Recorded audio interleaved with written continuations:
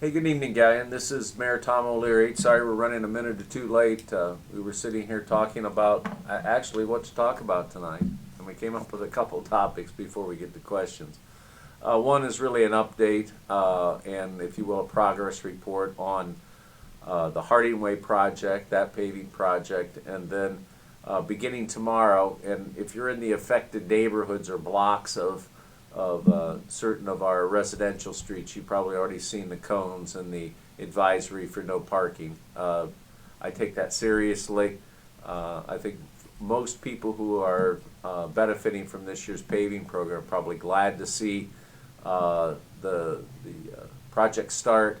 And we're hoping that them being forced to park off street for a day or so isn't too much of an inconvenience. So I believe, as I've been around town, most of the segments have been, if not all, have been noticed as far as milling tomorrow on the residential streets, and then we'll begin to see Kokosing get back more into mainline paving, as I understand it.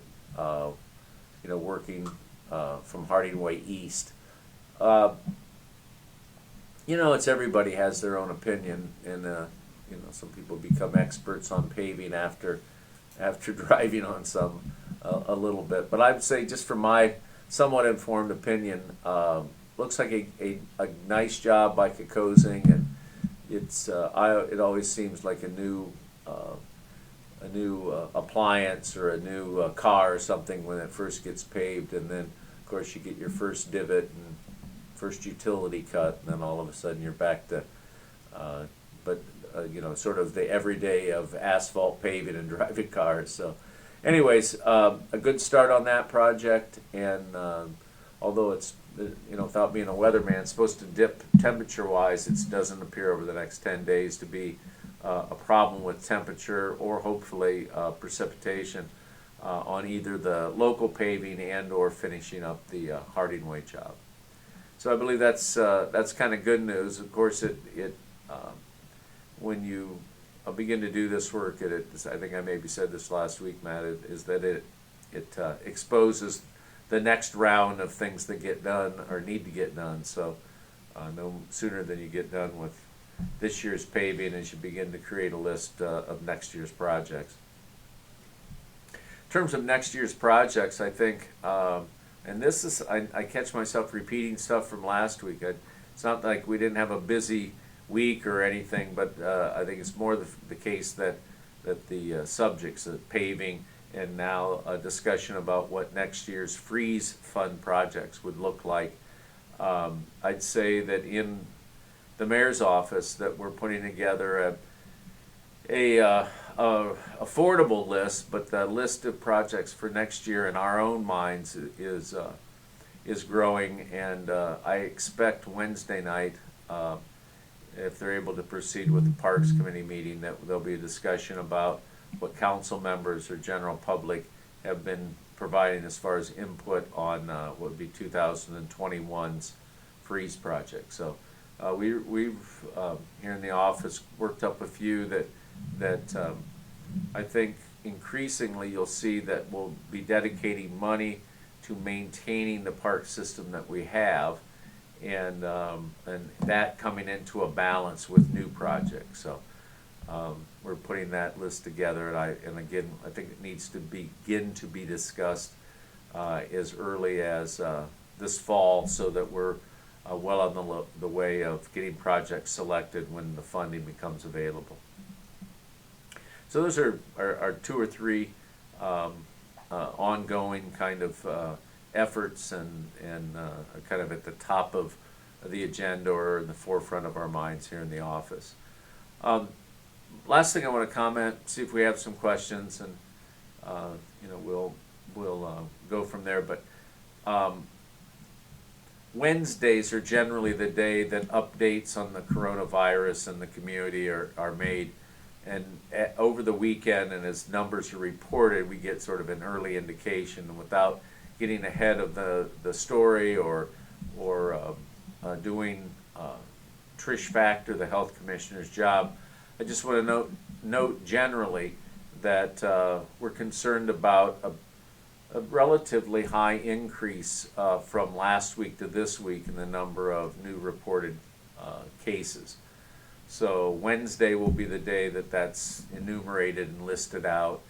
But I only mention that to say that, at least in my own mind at times, and I can't speak for anyone else what's going on in their head, but you get perhaps a little bit lax and not as cautious as maybe we were earlier in the year.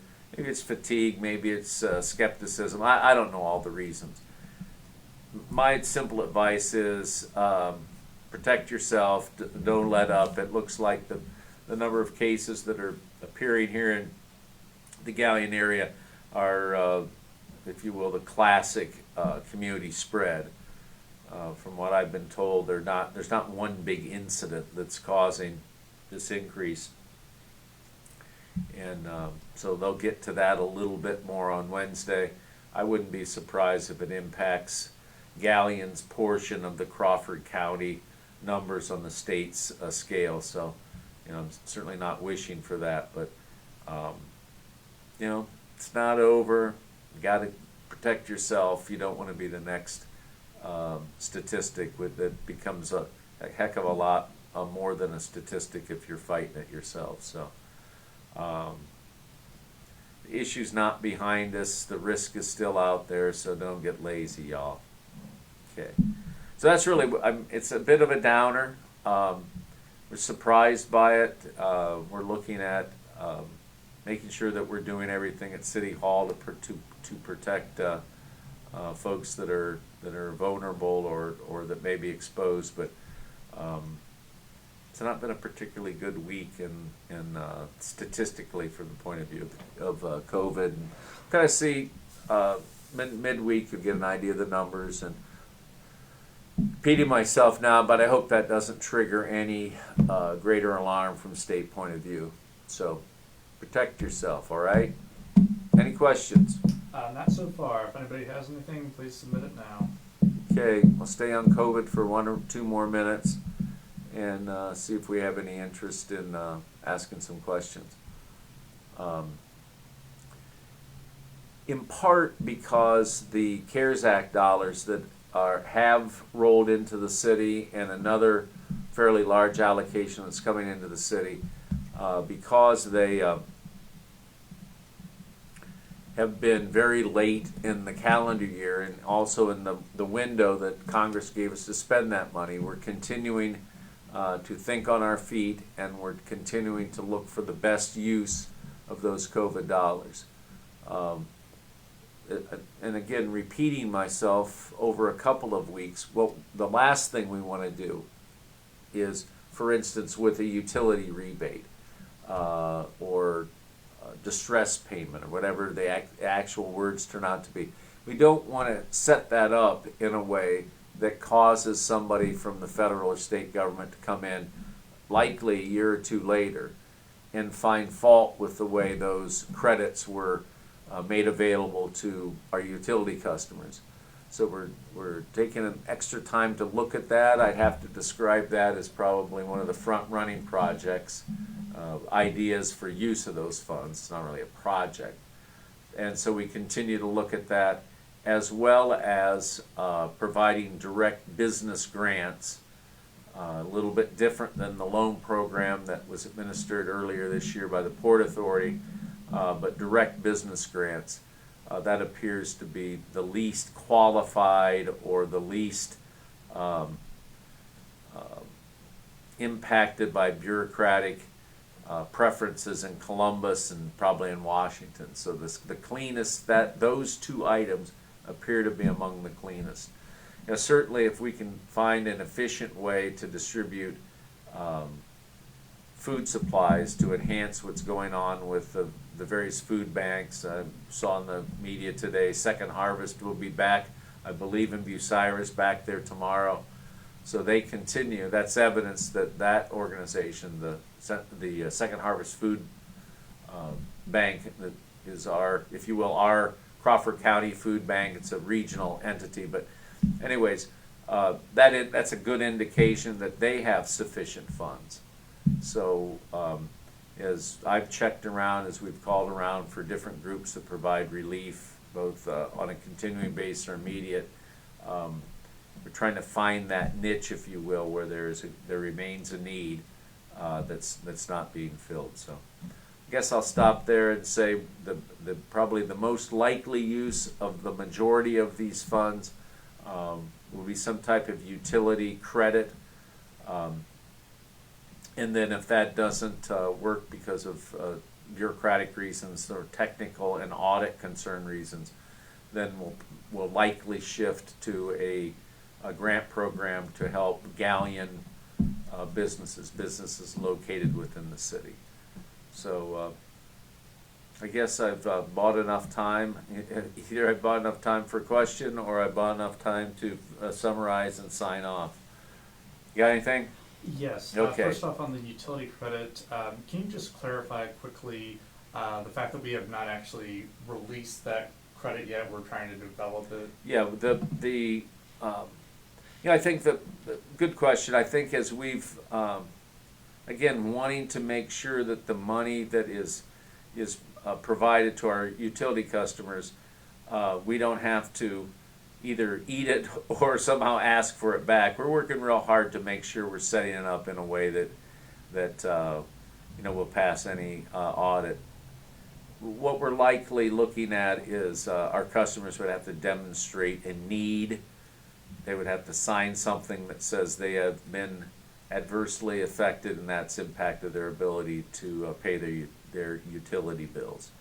So without becoming too grouchy too fast after one question, that candidly has been one of my frustrations in city government, is that the state has been extremely slow to get these dollars out to local government.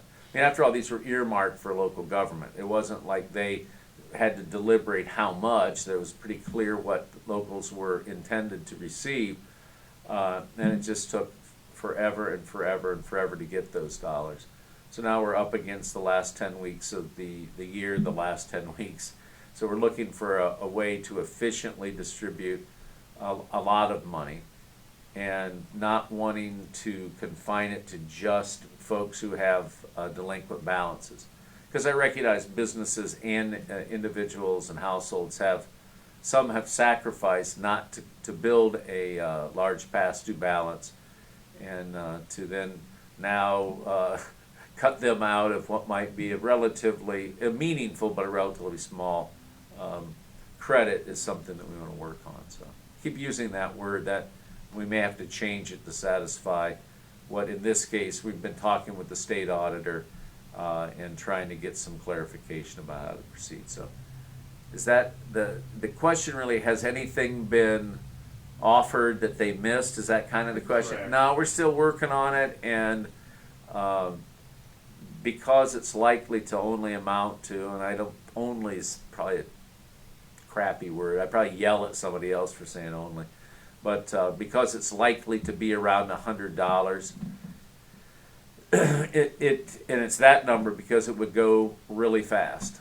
We have around 6,000 customers, and I expect when the word is that you can come up to the Light and Water office and fill out a form and put yourself in a position to receive a discount of $100, then I think there'll be a lot of people wanting to take advantage of that. So that's the plan. What I expect to see, and if there's other questions, we'll get to those real quickly. What I expect to see is that between now and next week's committee meetings, the most important one being finance, we'll finalize and present to council how we're suggesting that they move ahead. So they'll pass legislation authorizing whatever the uses are, and then at that next council meeting, which would be 2 weeks from tomorrow, that's likely when that'll be finalized. The very last week or so in of October would be the application period for whatever programs are finalized and decided on, and then distribution through November and into early December to make sure we get as much of those funds distributed as possible. So one other bit of information. Have another question? I No? do. Okay, good. Let's do questions and we'll talk about what to get ready for next week. Okay, this question came from Eric, and for him and a lot of people who may not have tuned in right away, Yeah. is the Harding Way paving project on schedule? Yeah, I think it's doing pretty well, and as I said, as far as schedule, and like I said a minute ago, the asphalt surface that's down where they've completed it is kind of being one of those picky guys. I think that it's a nice job, and so yeah, the short answer to that question is yeah, that's on schedule. We spent 2 days, probably most of 2 days last week, back and forth with ODOT, back and forth with the contractor, discussing and in the final analysis, deciding to go ahead and do the west end out of the square from out in front of Doc Fellner's building to the west to Union, and then later in the week, which will be a funded traditionally, and then a decision was made within this office to go ahead and resurface from Boston to Union. In fact, there was a discussion within my own household about that, about whether it was needed or not. And I think the shortest version for Eric and others about that is that when it's finished, you won't notice much difference. The block that was done 2 years ago, I believe, and the one that was done in conjunction with that major water line break a couple years ago, I mean, they look great now. Our concern here in this office was 7-8 years from now, when the wear between what would then be, say, an 8 or 9 year old pavement and a 5 or 6 year old pavement, you would then begin to see that.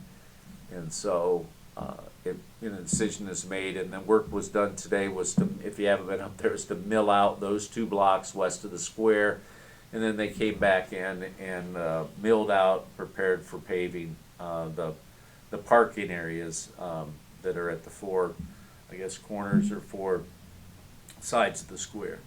So yeah, the short version, it's moving along pretty well, and with weather being what it is, Eric must have missed my weather forecast too. Little precipitation, but warm enough to pave, and so I feel good about that project and the conditions that Shelley and Sands will be working under to get our local, I think it's about a $340,000 paving job. So we got that. A couple ideas come to my mind. We're going to, on our local paving, if you have happened to see this, there are a couple of intersections where what's marked off to be paved leaves out the intersection. And in 2 cases that come to mind, I think the intersection may be the worst part, and that is at Orange and Grove. We're going to talk with the contractor and extend that a little bit west to the west side of that intersection. And then under the overpass over on Washington Street. Now, Washington Street is certainly something to write home about, but not in a positive way. But as you get under the underpass, there are some especially nearly historic potholes that we can't pave that block and leave the area underneath the overpass untouched. Haven't opened that can of worms. I doubt, quite honestly, if we go on what is Church Street, kind of below the access road that goes over the railroad tracks. We're probably not going to go east and west, but the intersection of Washington, we've got to take that north to a lot more logical conclusion. There's probably a couple of others that when it got marked out need a little bit of adjusting. So once again, I take advantage of a question to over-answer it and provide a little bit more information. Anyways, what else we got? Thanks, Mayor. We did just get a comment from Brenda. She said, I would like to comment on what a great job the tree service that the city has employed has done. They did several trees on my block, including one of mine, and it was in the electrical lines. They cleaned it up and were very careful about what they were doing. Hey, thanks a lot. That's probably Spencer's cousin or something. I think isn't that the guy's name that's landscaping? Yeah, that's a pretty competitive business. Without opening up a discussion with council members who frequently listen, one of the reasons that we demobilized the historic city tree trimming service is that there are a number of competent, skilled tree trimming services in the area. And what we've found over the last few years is that we get pretty competitive bids. So we'll make sure that gets passed back, that positive comment, Brenda, back to the contractor through the line department. And most folks know, the discussion of tree trimming, more tree takedown than trimming is one that's ongoing in city council, but that's good feedback to get. Appreciate it. Okay, thank you. And then we had a question just come in from Jason. Do you think anytime in the future we may get funded for an overpass on Portland Way South over the railroad? You know, I don't know what Jason's last name is or what his age is, but if he's under the age of, let's just throw something out arbitrarily, 50, then make that a project that you are going to persist about. And the reason I make that age comment is that in my opinion, it would likely take between 5 and 10 years from the time that everyone in the local community pounded its fist on the desk and say, we need that, which I, by the way, I think, I don't know, when we need it, we really need it. So I'm not going to argue that. I live on Portland Way, and you can tell when there's a train, when the train has unblocked the track because there's a continuous flow of traffic north that's been held up, kind of south going into Morrow County. But the reason I said that about the age is it'll take between 5 and 10 years to accomplish that.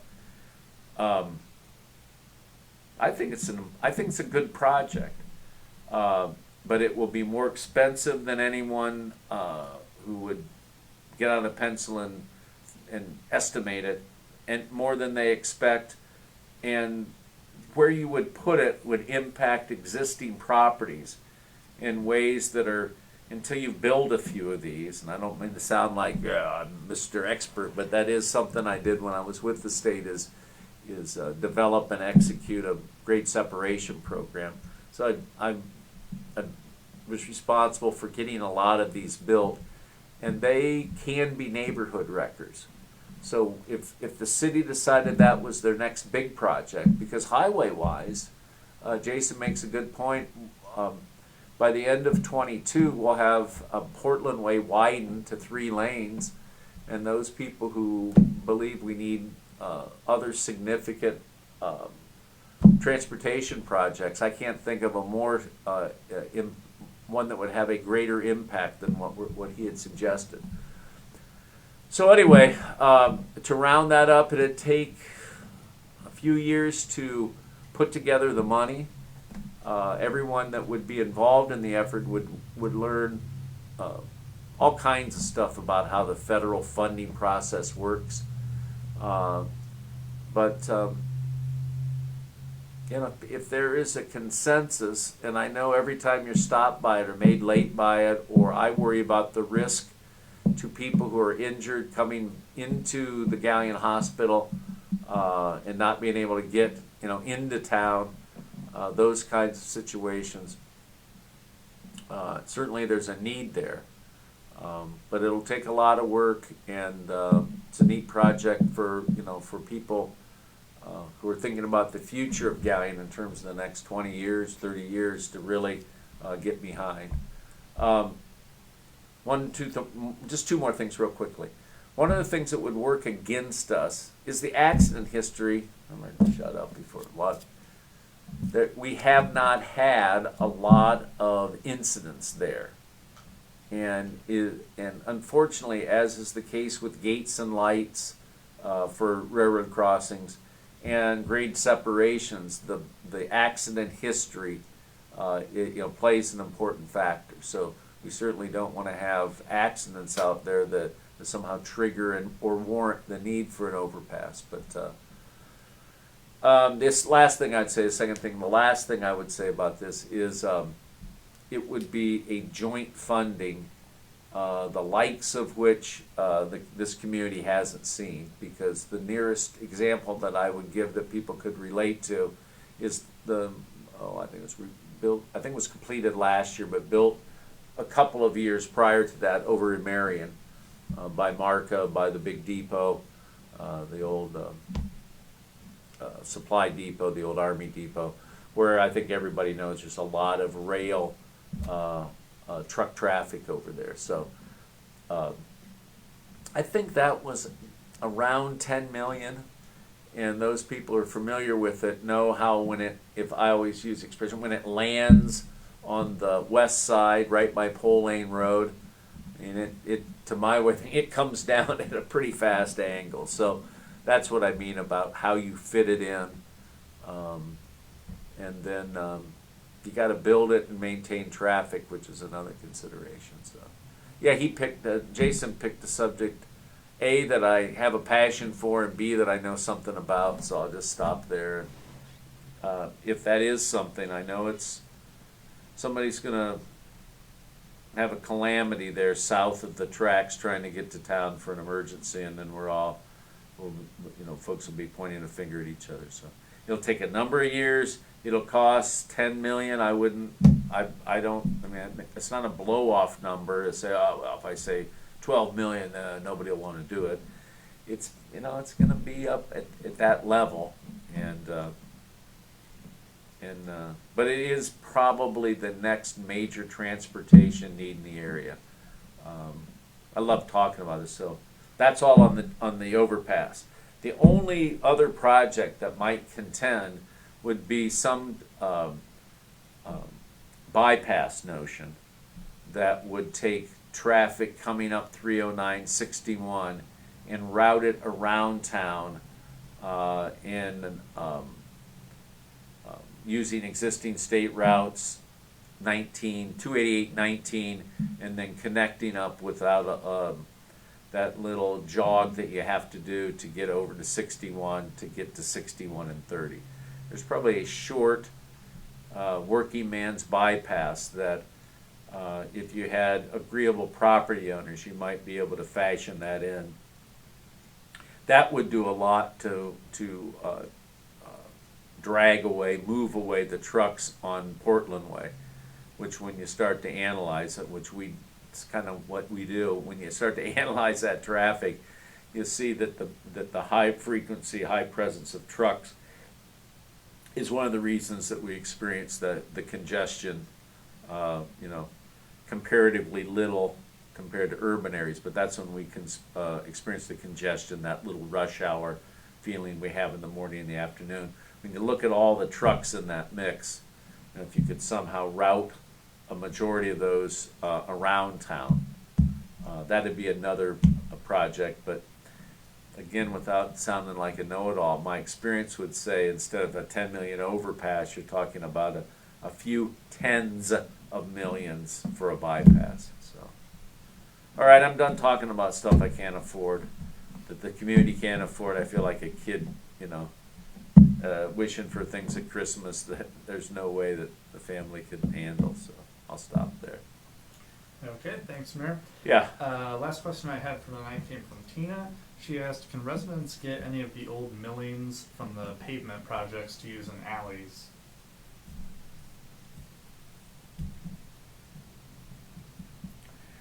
On the ODOT project, no. Those generally, in the overall mix of costs, those grindings are the contractors. And while I don't know for sure, and there's no actual, if you follow the trucks, maybe you could tell, those millings are probably going back over to Kokosing's yard where they make the asphalt over in Mansfield. So, in a few more years, if Kokosing does another job, you might see that asphalt back on a street near you. So the state jobs, those are generally, the grindings go to the back to the contractor. On our local jobs, like the one that Shelley and Sands will be starting, I don't know if that was provided for in the contract, so that Shelley and Sands, which also makes a lot of asphalt, so they need the grindings, if they have contracted to, and bid expecting to get that. In that case, the answer is no. Oftentimes, and if you go down Fairview and know where to look to the east in the first block of Fairview, you'll see a yard back there that's full of construction waste. The alley projects that we did this year, Tina, there were many miles of alleys that were restored. Those grindings, by and large, almost exclusively, those materials we used in the alleys were grindings that came just from what you're suggesting. So at this point, we don't provide those for private citizen pickup, and we've avoided that because it might turn into a cloudy mess, and so a better approach might be, if you have an alley in particular, is to call up here to City Hall. We'll make sure the service department knows about it. We've got a couple more weeks before the weather turns to hit some of those last maintenance areas. So long answer to say no, you can't have them. But if you have an alley that needs some, I believe we can come out and get that restored, at least in part. So, is that it? Anything else come up? No other. All right, actually have a planned closing, because we expected a question. I was ready for this answer, so you're gonna, even though we didn't get the question, you're gonna get the answer. That has to do with leafs. So that's why I mentioned we have a week or so before the service department switches over into leaf pickup. We are starting to get calls in the office. The short answer is we hope to get out there next Monday and begin that generally 6-week process. Although the weather and a lot of other variables impact it. Candidly, breakdown of equipment really messes with our best intentions on schedule. So we've got a fleet of relatively a new leaf picker-upper, and the other equipment I think is ready to go. And if I'm not mistaken, it's our hope, our intention to have 3 crews out, and we'll work in a systematic fashion that I don't dictate, and but our service department and staff and management have an idea where we're going, and that will begin next week. So pretty last couple of days, but when I've been out walking, I've been literally seeing the leaves drop, and so that was a reminder to make sure we have that scheduled, and want to share that with folks tonight. So COVID's not over in the Galion area, so don't get complacent. Be cautious where you go, and I think where I've talked with people who have tested positively, I think one of the things that is important is to get rapid testing if you can. And I know based on people that in my everyday life, they have gone and been able to get tested, and some with immediate responses and others waiting a few days. So I'd say if you're symptomatic, you better don't blow it off, because if you are sick, then you're probably going to you run the risk of contaminating others. So it's still in the community. Leaves are falling. We'll get those cleaned up. The park projects for 21, if you've got something you want the city to entertain, engage in, now's the time to get that in front of your council members or here at City Hall, and we'll begin formulating that list. And I guess who I'm talking to, without having said it before, the dog park, people interested in a dog park. Now's the time to make those interests and any ideas, anytime you want to volunteer to locating now's the time to really weigh in on that, and we'll go from there. A couple more weeks uptown. We'll have a brand new street. Won't that be nice? So please bear with us, particularly merchants and people who shop uptown. Maybe walk a little further and don't abandon those guys, just because we got a highway project going on.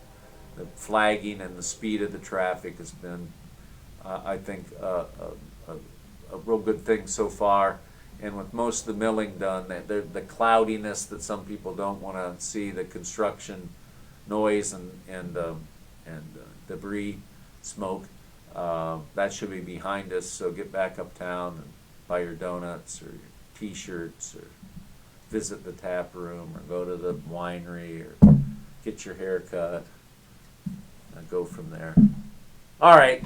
I appreciate the time. I enjoy doing this and the interaction with folks. And everybody be well, and we'll see you next week. Good night.